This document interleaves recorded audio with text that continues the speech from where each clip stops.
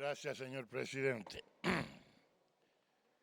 He escuchado con atención todas y cada una de las alocuciones y hay muchas cosas que me llaman la atención, ¿no? No voy a volver a repetir vieja frase. Voy a traer a colación y pido permiso para leer un fallo de la Corte Suprema en autos Compañía Azucarera, que es del año 1989. Es decir, no está dictado para esta situación. Y esto dice que nadie puede actuar en contra de sus propios hechos.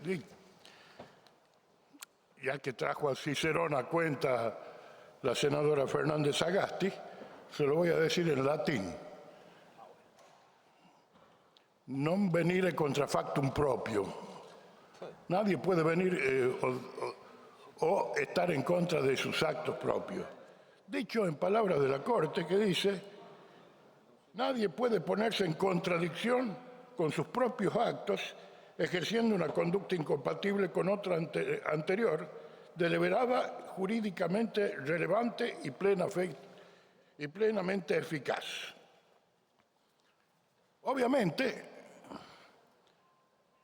acá se ha puesto en tela de juicio muchos de los temas de la ley esta que estamos debatiendo. Pero para comenzar hay que empezar por el principio. Se cuestiona la fe de ratas. Pues bien, tengo que decirles que cuando se trató la ley de medios, ya estando en el proyecto de ley en el plenario del Senado, entró una fe de ratas, que es mucho más grave que las que entraron ahora. Obviamente, el proyecto del Ejecutivo, por aquello de la disciplina seca de voto, se votó. Es decir, hoy día asistimos al cuestionamiento de las voluntades de los senadores, cuando antes esas voluntades estaban dirigidas. No vamos a hacer cargo porque hay que conocer la historia. Entonces, esto nos trae a colación a una serie de cosas. Voy a decir que coincido casi plenamente con las palabras del senador Víctor Zimmerman. Ahora bien, yo escuché hablar de la venta de la nación, de los bienes. No escuché a nadie hablar de la depredación del mar argentino. No lo escuché. Y no me pueden decir que esto lo traigo a colación como una cuestión novedosa. La depredación del mar argentino viene de hace tiempo. Y una de las bases para que ese mar se deprede es que no tenemos una armada en condiciones de custodiar las riquezas que hoy por hoy son la clave del desarrollo mundial. Y que, eso sí, está siendo explotada por países que no son precisamente los que algunos piensan. Pero bueno, esto tiene que ver con una concepción. Escuché también hablar de la reforma de la ley laboral. Muy bien, ya hubo una reforma sobre el periodo de prueba, que es la ley 25.250. Obviamente, tenemos que reformular el sistema laboral porque así no nos dio resultado. Yo los escucho decir de que, claro, se premia al que no paga, se premia y se les condona la multa. Pues bien, que yo sepa, el principio de igualdad ante la ley no ha sido derogado de la Constitución Nacional. Si bien es cierto, por la bonomía del sistema de las leyes laborales, debe regir lo que interpretó la Corte en la década de 1930, que debe tenerse igualdad entre los iguales. No obstante eso, hay parámetros de desigualdad que han sido sobrevalorados superlativamente y que muchos de los jueces laborales no hacen derecho laboral, sino laboralismo. Y lo digo con conocimiento de causa, con 52 años de experiencia en el ejercicio de la profesión. Cuando me dicen a mí que a ningún trabajador le conviene hacer juicios laborales, pues mire, yo he tenido varios casos. Uno de los más emblemáticos, en un año hubo un trabajador que inició 3 juicios laborales, y todo porque había sido despedido. Está bien, una golondrina no hace verano, pero es una muestra. Aparte, va en contradicción la postura de muchos con algo que decía un viejo pensador que yo quiero y admiro mucho, ¿no? Que decía, solo conocemos una sola clase de hombres, los que trabajan. Y esta es la gran diferencia que hay contra algunas posturas socializantes que pretenden introducirse dentro del pensamiento nacional. Yo lo escuchaba también recién hablar sobre un personaje notorio y muy querible de la historia argentina, ¿no? Don Arturo Jauretche. Don Arturo Jauretche escribió el Manual de Sonceras Argentinas, pero también escribió varios libros más. Uno de ellos que quizás nos olvidamos, ¿no? Los profetas del odio y el complejo de medio pelo. Les recomendaría que lo lean. Verdaderamente nos describe a los argentinos con una crudeza pocas veces vista. He visto también que se trajo a colación un vetusto libro de Galeano. Galeano también hizo un mea culpa y hizo una revisión de sus posturas. He visto también sacar una serie de gráficos y cuadros diciendo que en el 2015 estábamos en el mejor de los mundos.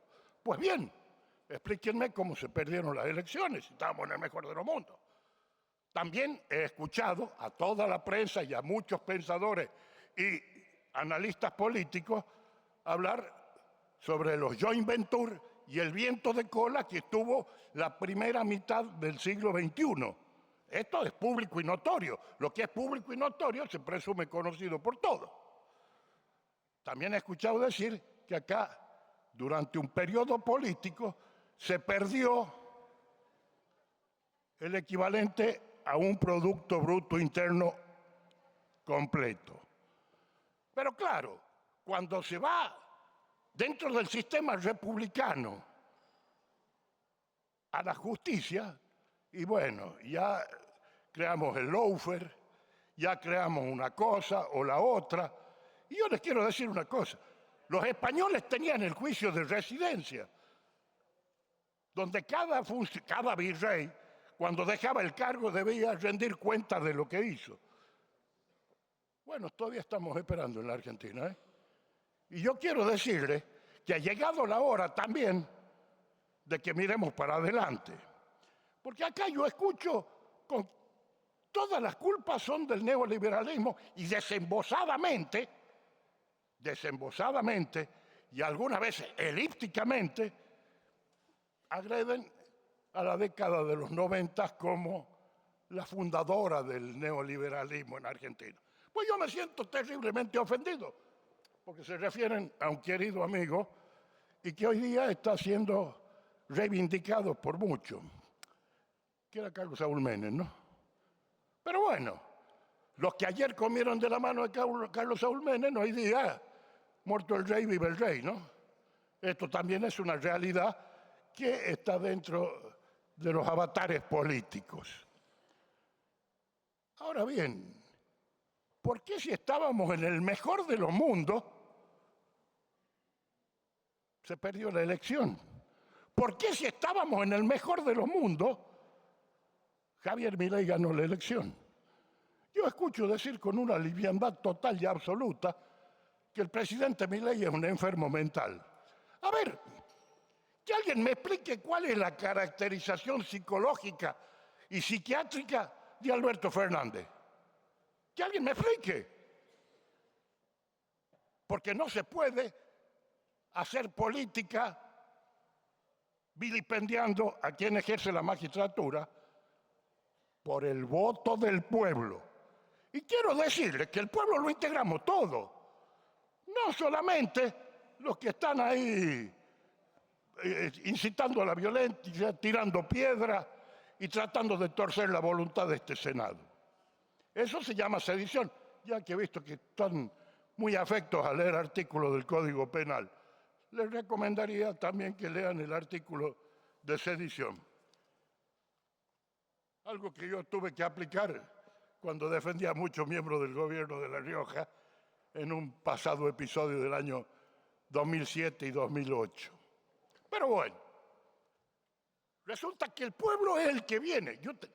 El pueblo también es el 56% que lo votó a Javier Milei, que no viene a tirar piedra, que está en sus casas, que trabaja y que yuga todo el día. Esos también son trabajadores.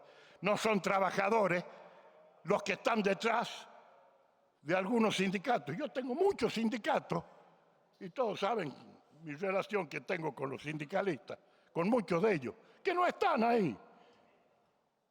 Señores, el tren de la historia ya nos ha pasado muchas veces. Yo los escucho quejarse del RIGI. A ver, la Argentina, y voy a citar un pensador más bien izquierdoso, que Noam Chomsky, los trata a ciertos estados como estados canalla. La Argentina es un país que ha vivido permanentemente en un eterno concurso preventivo de acreedores. Sacamos prestado o emitimos, que es la otra manera de degradar la moneda y la economía nacional, y después cuando nos cobran o cuando hay que pagar la factura, en el acto pasan a la categoría de infames, de esto, de esto otro. Yo los escuchaba, recién no sé a quién, pido disculpas por mi frágil memoria, hablar de Angola. ¿Ustedes se acuerdan del viaje a Angola? A visitar al tirano Dos Santos, uno de los gobiernos más corruptos de África. ¿Se olvidan de la misión de Moreno a Angola? Cuando hablan de los precios y del cuidado de las empresas, ¿se olvidan del revólver en el escritorio y todas esas cuestiones? Por favor. Miren, tenemos dos maneras de hacer que la Argentina despegue. Podemos discutir, disentir, todo lo que quiera, con respeto, no con esa violencia. Yo ya soy viejo, pasé varias de esas manifestaciones. Hayan quemado un auto, atacan la prensa, porque se considera enemigo a todo aquel que no piensa como un sector de la sociedad. Sector que anoche yo veía un viejo discurso que dice que hay que defender de los enemigos de adentro y de afuera. Supongo que saben de quién estoy hablando, ¿no? Supongo que saben. Aparte, también les quiero decir una cosa. Hay muchos sindicalistas que no están ahí. Muchísimo. Y no les llama la atención. Y yo escuché con atención las palabras de la senadora Silva, que la gente intuitivamente quiere un cambio, votó un cambio. No quiero que queramos volver el tren de la historia para atrás y enancarnos en la bancarrota que veníamos, porque de ser así estamos condenados al fracaso. Ahora bien, yo el otro día lo dije en el plenario de comisiones. Nos hablan de bien de patria. Nosotros permitimos que alguien se declare nación independiente en territorio nacional, o eso no está en la Constitución. O la Constitución es para cuando nos conviene y para cuando no nos conviene, no. Cuando tenemos los votos, la Constitución dice lo que nosotros queremos. Y cuando no lo tenemos, los demás la violan. Por favor, hay que ser serios. Alguna vez los argentinos tenemos que dejar de ladrarnos entre nosotros para propender a un futuro de grandeza, porque tenemos la posibilidad de hacer un gran país. Si la desaprovechamos, y bueno, no le echemos la culpa a nadie, sino a nosotros mismos. Digo yo, tenemos una base militar de China. ¿No es renuncia a la soberanía? Que alguien me diga. Yo no tengo nada en contra de la República Popular China.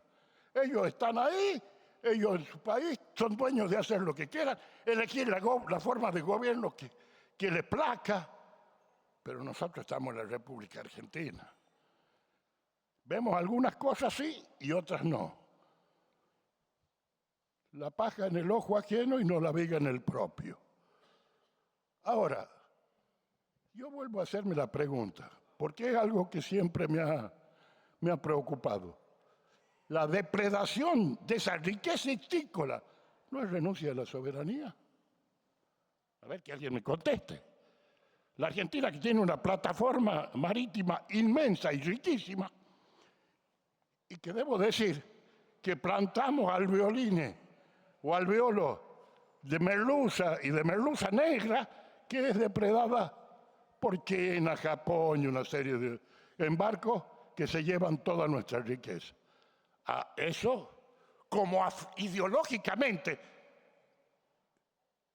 aquellos que hoy se ayornaron, no los que tradicionalmente dicen estar en un movimiento nacional, aquellos que se ayornaron, les parece que la riqueza, cuando le explota a alguien ideológicamente afín, como China, podría decir Cuba, Venezuela, Nicaragua, Irán, ya no es pérdida de soberanía. Cuando hablan del sistema energético, ¿no hemos olvidado que venían los barcos de gas y que no los descargaban porque no les pagábamos? ¿De dónde venían? De Irán. No hemos olvidado de los negociados que desnudó la prensa. Por favor, alguna vez dejemos de lado y en el casillero que corresponde ese tipo de actitudes y empecemos a trabajar para adelante. Cuando era el DNU decían que no era la forma, que era la ley. Bueno, ahora está la ley, dice que no es la forma una sola ley, que tienen que ser varias leyes. Entonces, cuando sean varias leyes, van a decir que no tiene que ser la ley, que tiene que ser decreto.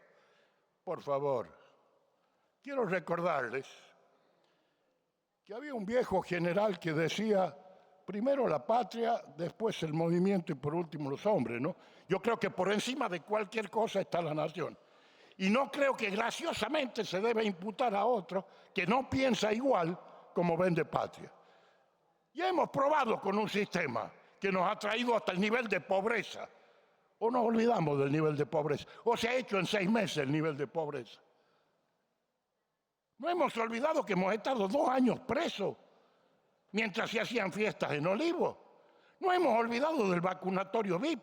No hemos olvidado de que alguien decía que para darnos la vacuna nos pedían nuestras riquezas naturales, los glaciares y todo. Pero por favor, después vinieron las vacunas y los glaciares siguen estando donde estaban, ¿eh? Las provincias todas tienen su autonomía. Todas tienen y conservan para sí, como dice la Constitución, las facultades no delegadas. Ahora bien, cuando hablan de la obra pública, ¿de qué obra pública me hablan? Porque no puede ser que una vivienda hecha por el Estado cueste 3 o 4 veces más que lo que cuesta hecha por un particular. Y quiero decirles una cosa que es a nivel personal, ¿no? Miren, yo durante muchos años he sido el abogado de UOCRA y no se me cayó ninguna letra del apellido porque iba a comer asado con los changos en la obra y comíamos asado de ladrillero, como decían ellos, falda y otra. O sea que conozco el tema y he visto provincias muy bien administradas como La Pampa de Marín y varias otras más. Es más, como San Luis en su momento, las casas que hizo la Administración Provincial de Vivienda de San Luis son palacios al lado de las que se hicieron, por lo menos en mi provincia. Y no le estoy echando la culpa al gobernador actual, que por otro lado es mi amigo, aunque después me reten por decir eso, pero me importa 3 grados. Uno no debe disfrazarse de lo que no es. No nos engañemos, todos sabemos del negocio de las obras públicas. ¿O estamos descubriendo y tapando el sol con un dedo? Por favor. Esta ley no es perfecta. Obviamente no es perfecta. Pero es la ley posible y el reto que tenemos todos los senadores y todo el Congreso es hacer una legislación que vaya superando este tipo de cuestiones. Si no lo hacemos, y bueno, también tendremos que rendirle cuenta a la historia de nuestra inacción. Y quiero decirle que quiero terminar este tema de la ley, porque tenemos otras leyes importantes pendientes, como la edad de imputabilidad, una serie de otras cuestiones que hacen a la seguridad. Miren, es tan importante que podamos trabajar, por ejemplo, en modificar el Código Penal, que en un pueblo pacífico como el mío, Chilecito, en La Rioja, ya hubo un muerto y varias balaceras, lo que nunca hubo. Todos derivados del tráfico de drogas. Entonces, le hagamos caso a ese ilustre pensador José Ortega y Gasset, que era uno y no dos, cuando dijo argentinos a las cosas.